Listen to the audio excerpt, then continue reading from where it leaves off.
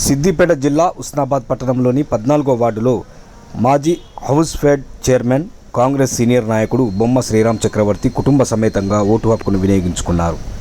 మంత్రి పొన్నం ప్రభాకర్ నేతృత్వంలో ఉస్నాబాద్ మున్సిపాలిటీపై కాంగ్రెస్ జెండా రెపరెపలాడుతుందని బొమ్మ శ్రీరామ్ తెలిపారు. రాబోయే రోజుల్లో ఉస్నాబాద్ మరింత అభివృద్ధి చెందుతుందని వివరించారు.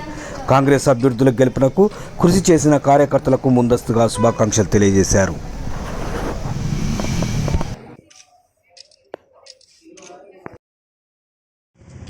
హుస్నాబాద్ మున్సిపాలిటీ ఎలక్షన్ల సందర్భంగా ఇవాళ 14వ వార్డులో ఓటు వినియోగించడం జరిగింది.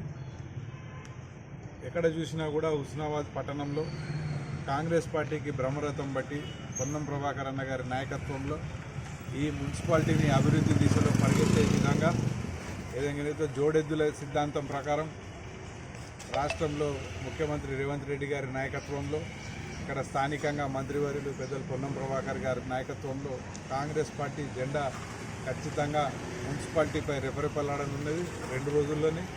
దాని తర్వాత ఈ ప్రాంత ప్రజలకు మరొకసారి కాంగ్రెస్ పార్టీ కానీ ఇక్కడ ఉన్న కార్యకర్తలు కానీ నాయకులు కానీ అదేవిధంగా పొన్నం ప్రభాకర్ గారి యొక్క చిత్తశుద్ధి ఎందుకు మీరు చూడబోతూ ఉన్నారు.